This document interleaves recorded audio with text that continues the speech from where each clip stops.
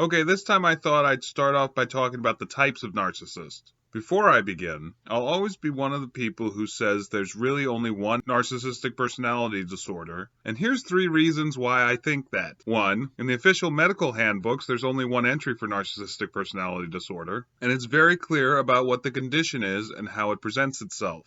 2. No matter how you slice it, people with NPD will always lie, cheat, steal, manipulate, and hurt others. And though some might dress it up differently, at the very heart of it, its root cause and how it's presented is essentially the same. And 3. Every time I turn around, I feel like there's yet another type of narcissist someone just made up on yet another types of narcissist list. And my own personal theory is that it's people with NPD adding these new types so they can feel like their disorder is more special than the next person with NPD. And it isn't. These people are all essentially the same, because there's only one narcissistic personality disorder. Now, having just told you that there's really only one narcissistic personality disorder, let's talk about the 2 types of narcissists. Okay, before you start yelling at me for being a hypocritical jerk, let me explain that those 2 types of narcissists are what we'll refer to as the overt and covert narcissist. Now, the overt type is what you might call the typical narcissist, and is what almost every other type of narcissist belongs to in all those lists I mentioned, no matter how you choose to describe it. But then there's the covert narcissist, which is referred to as the vulnerable narcissist in the medical journals. No, the overt and covert types still have all the same horrible things that come with the condition. The way they present themselves is completely different. In a way, they're opposite each other. While overt narcissists tend to revel in their grandiosity and extroversion, the covert narcissist hides their grandiosity behind a mask of vulnerability and introversion. And like I said in a previous video about masks and mirroring and how every narcissist is really just a series of masks that they find appropriate for each situation, the same narcissist can present as overt or covert in different circumstances. I'll demonstrate their differences with Mrs. Maisel's mom and dad, Abe and Rose Wiseman. Rose is an overt narcissist, while Abe is a covert narcissist. While Rose just speaks her mind, seems to love the limelight, even when it's for what normal people might find embarrassing reasons. Mama, for the love of God, please stop crying in that bedroom. This isn't fair. Oh, no. Much better, thanks. Remember that narcissists don't feel shame in the same way regular people do. And Rose seems to thrive the more people are around her. Abe is using an entirely different tactic to get what he wants. This door won't move. There are things in front of it. Why? Am I supposed to live in here now? Was that grapefruit the last breakfast I'm ever going to eat? Namely, he's playing the victim card, which is absolutely the favorite card to play for any covert narcissist. Move these, please. Why are they moving that? Your father's blocked in. He is? Yes, he is. Abe, I thought you wanted to come out. No, I wanted the option of coming out. I'll take care. While Rose seems to be enjoying bossing people around, Abe is making a big stink over absolutely nothing, and acting like it's everyone else's fault for doing this to him. Passive aggressiveness is also a favored tactic used by the covert narcissist. Okay, all narcissists suffer from illusions of grandiosity, and they live in a fantasy world where they make believe those illusions are reality. Covert narcissists still believe they're better and more qualified than anyone else in the world at absolutely anything. But unlike the overt narcissist, who will use their charm and extroversion to make themselves look and sound the part of a leader, or whatever it is they want to be at the time, covert narcissists instead make it look like everyone else is victimizing them and holding them back, and basically just want everyone else to see how much better they are and relinquish control to them naturally. Covert narcissists basically guilt trip and use toxic shame to get everyone else to do what they want. And if you don't do what they want, they'll use even more passive-aggressive tactics like gaslighting and smear campaigning. Actually, though all narcissists will smear campaign everyone they know to anyone who will listen, the covert narcissist is especially fond of this tactic. They will spread lies and rumors to anyone and everyone, as long as the person they're spreading rumors about isn't around to hear them. And, unlike the overt narcissist, who spreads lies and rumors to make you look bad, the covert narcissist spreads lies and rumors to make them look like the victim of your abuse. Some will even go so far as to say you're the one suffering from NPD. They want to make you look like you're the one being unreasonable and crazy. And again, the lies they spread about what you're doing to them are more often than not the very things that they are doing to you. And though you could easily start putting overt and covert narcissist tactics into their own categories if you want, every narcissist will use both types of abuse in different situations. It doesn't really matter if one narcissist is covert more often than overt or not, because deep down, their abuse is always for the same reasons. Anyway, one more thing about this scene before continuing, and it's small, but this happens. Just checking. Narcissists lack something called object constancy. Because of that, they are absolutely unable to like you when they are upset with you. If you're not in their good graces, you must be evil, and they will see you as much until you are back in a more positive light in their minds. This is just a small example, but it's where this "my own wife is against me" mentality comes from. Next scene I want to talk about is the next one with Abe and Rose. This part where Midge warns her dad that he shouldn't get it between her son and Howdy Doody. I'm turning it off. No, Papa, please don't. Have you ever been around Ethan when he can't watch Howdy Doody because it's terrible? Trust me, I'm saving you from something here. I will not be held hostage. Here's something else that covert narcissists prefer over their overt brethren, and that's diverting responsibility to other people. This gives them somebody to blame right away, but also further down the line in a "look what you're doing to me" blame-shifting, victim-blaming kind of way. Also, this scene helps demonstrate how resistant to compromise narcissists are. You don't know how long you're going to be here. It could be days, weeks, years. And I will not spend years adjusting to your needs.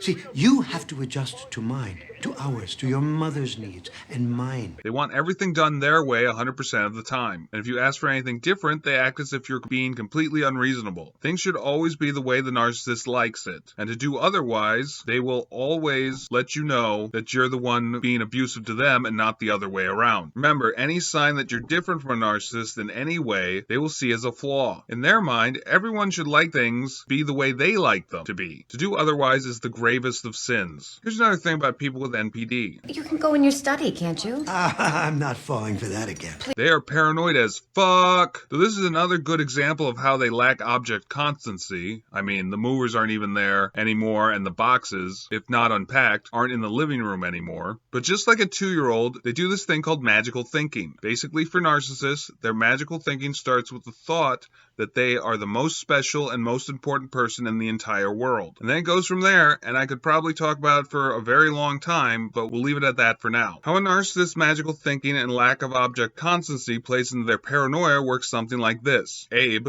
in our example, knows that he is perfect. He also knows that everyone else is less perfect compared to him. Because of that, everyone must be jealous of him and no one can be trustworthy. Another thing I haven't mentioned is that for narcissists, feelings are facts. This means that if they feel a certain way, like Abe in this situation, that the people around him are working against him, then those people must all be his enemy, trying to do things like trap him in his study again. Here's another thing Abe does that's very indicative of people with NPD. I will not be held hostage in my own home. It's only temporary. How do you know? You don't know how long you're going to be here. It could be days, weeks, years. He's upset that his grandson is using the TV when he wants to read, but as soon as Midge stands up to stop Abe from doing what he wants by warning him, now Abe sees this as an attack, and therefore starts to argue with her about something that is not related to the task at hand in any way. When faced with the truth, something narcissists hate, they will always change the subject to something that they can use to make you look bad, if they can. Changing the subject quickly and often, especially when it means someone else has to shut up and listen to the narcissist. This is a very common tactic of someone with NPD. Quick example in this scene where Abe and Rose are discussing getting a new TV. What's the harm in getting a second TV? No, I am not a 2 TV set sort of man. You'll notice that Abe is more concerned about his imagined reputation as a 1 TV sort of man than he really is about anything else. To narcissists, their reputation is more important to them than anything else. They have a constant need, which you might as well call an addiction, to getting narcissistic supply from other people. They're so afraid of anything happening to their superficial mask, which is synonymous with their reputation, they will try to defend it with their life, or, more likely, your life. At the end of this scene, Abe actually does cave in, but it's only so he can keep withholding information from his wife. Waits for what? For Joel to come back. Rose. Because he's... I'm fine with buying a second television set. Oh, thank you, Abe.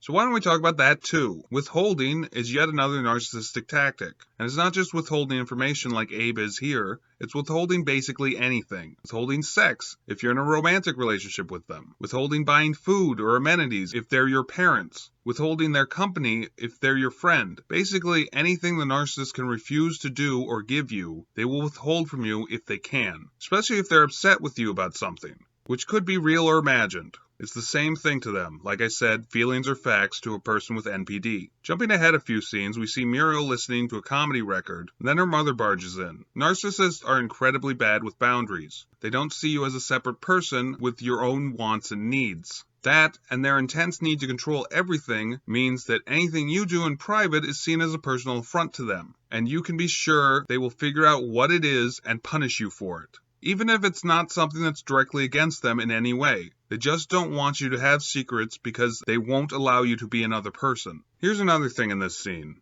My God, I was banging on your door like the Grim Reaper. Didn't you hear me? No, Mama. What are you listening to? Nothing, Mama. As Rose confronts her, Midge essentially turns into a little kid while she's talking to her. Narcissists do not really understand changes in other people. Essentially, the first time they meet you, they take a photo in their mind of how they see you and assign what role you fill for them. They assign roles to everyone. Hence the scapegoat and golden child bullshit, as an example. And they don't really see anything else about you outside of this snapshot of what you mean to them. Children of narcissists unconsciously know this, and they know they'll please the parent with NPD the most as long as they fall right back into their role of subservience. And even when the child demonstrates that they are a fully independent adult capable of making their own decisions, the narcissistic parent or parents will do everything in their power to force them back into their role of dependency. This role assignment is also one of the many reasons that children of narcissists tend to be narcissism magnets later in life. They're used to filling in imagined roles for their parents. It only seems natural to do the same for the other people in their life as well. Back in the show, Midge has dinner with her parents. In it, Abe says this: To be truly effective, you must be ugly. That's ridiculous. This is an example of gatekeeping. Something narcissists love to do is decide what is and isn't right for the entire population. Next, while Abe answers the phone, Rose accuses Midge of baiting her father. Why are you doing this? Hello? Doing what? You're baiting your father. I'm not. He shares his opinion, I share mine. Well, don't do that. Just let him win. Which is an odd choice of words. Since all narcissists love drama, baiting is when they essentially say or do something that they know you won't like or will at least trigger a reaction in you. And when you do react, it feeds them supply. What's interesting to note is that it wasn't Midge baiting her dad, but Abe baiting his daughter. But Rose is projecting onto Midge for her husband. This could be an example of enmeshment. Enmeshment is when you stop seeing the lines between you and another person and start considering yourself as basically one and the same. It is not a healthy mental state to be in, but it's one the narcissist absolutely wants to get you in. I mean, people with NPD absolutely do not see others as actual people. They only see them as an extension of themselves. And if you start to see yourself as an extension of the narcissist, then you fit right into the role they assigned you perfectly. Okay, next up, Midge visits Joel in their apartment to drop off their son. Joel tries to get her to leave as quickly as possible. This doesn't work, but it's probably because the first thing that narcissists do with their new supply is smear campaign their last supply to convince the new one how crazy, abusive, and unloving their ex was. If Midge stays around, she could set the facts straight, perhaps, or at least catch the narcissist in a lie. And something narcissists will always fight against is the truth. They want their supplies to just believe everything they say and trust that they're the only person who's really looking out for them. This is a complete and utter lie, of course, and truthfully, once you realize someone is a narcissist, you should probably consider everything they say is dishonest. Remember, judge people on their actions, not their words. That the couch I wanted to buy that you said was too deep?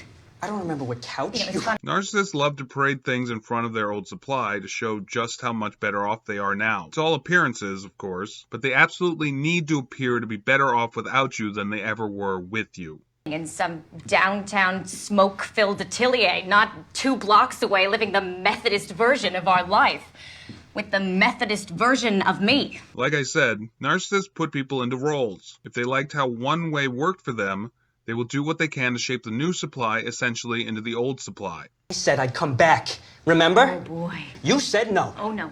You don't get to rewrite this. You're the one who left, not me. I'm the good guy. You're the bad guy. Here's another instance of projection and blame shifting from the narcissist. Joel does not see in any way how he's at fault. In his mind, it's all Midge's fault because she didn't just turn back into the subservient housewife he's transformed Penny into since leaving her. I'll come get them. Not when I'm home. Fine, I'll come get my things when you're not home, because we're 4. You're 4. Midge is giving Joel some very clear boundaries. The more boundaries you lay down, the more the narcissist will attack them. They want to get you to doubt yourself, because the more you doubt yourself, the more you will trust them instead. You mean my comedy notebook? It was about me? everything's about you. Seems Midge realizes what Joel is, to some degree anyway. Too bad she doesn't know about gray rocking. I suppose I'll just mention that. The gray rock method is when you stop reacting to the narcissist or emoting when around the narcissist. Essentially, you become as boring as a gray rock. This keeps people with NPD from getting any supply from you. It's highly effective. But only do this if you can't go no contact, which will always be the most efficient and healthy way of dealing with a narcissist. Just get out and never talk to them again. But if you do, use the gray rock method. Because after that night at the club, after I failed like that, I just knew you'd never look at me the same again. You tell me I'm not right. This is the exact type of magical thinking projection stuff that narcissists do. I talked about this in a previous video, but I'll briefly explain again that what Joel is doing is projecting his intense shame of failing the night of his last stand-up onto Midge, and then blaming her for it. He's not able to accept that he's the one ashamed with himself. So instead he projects it onto her and turns her into the bad guy in his own mind. Then, the fact that he was cheating on her, and is a terrible comedian for that matter, has nothing to do with Joel. It's all Midge's fault in his broken brain. Okay, the last scene I want to talk about is this one where Midge comes home and her parents treat her like she's a little girl. There's a few things I kind of just want to point out really quick. Your mother vomited. I did not vomit. Well, she did something in the bathroom that took a very long time, and she did not come out looking happy. This is an embarrassing factoid Abe just passed on about his wife, who's sitting right there. One thing narcissists love doing is trying to make others ashamed in a public setting. This is because this is absolutely their worst fear, and if they make other people feel it instead, that makes them feel slightly better for a moment. Yes, that's how petty they are, but they also don't really think ahead too much either. Another thing I wanted to point out is how often Midge defends herself, which is then followed by Abe flipping the script so he can turn the argument back around on her again. I'm sorry, did something happen? Do you know what time it is? It's late. It's 2 o'clock in the morning. I'm sorry I was late, but But what? you do know I'm not 16 anymore, don't you? We thought we did, but then you act like this, sneaking out. I did not sneak out. You left your baby here alone. With her grandparents. Home by 11. Are you kidding me? 10 if you keep arguing. You can't give me a curfew. I'm a 26-year-old woman. I have 2 children. My rules apply. Mama, this is a tad overdramatic, don't you think? You could have been dead and dismembered in an alley. Oh my God. I'm going to bed. That's it. I've changed my mind. No Jack Parr for you. What? Because of your behavior tonight, I'm not buying you a TV. You see, narcissists have to win every argument. I mean, they have to win everything, and they're equally sore winners as they are sore losers. But arguing is something they truly believe they always win. But they don't, really. They just convolute and confuse everything until you're not even sure what you're arguing about. Then they punish you because the way they see it, you shouldn't be allowed to even defend yourself anyway. By the end of the argument, the punishment clearly shows that they aren't even really mad at Midge for staying out late, but they're actually angry that she's exerting her independence. We know this because the punishment is meant to infantilize her. Well, that's it for today. Please like and subscribe if you want to.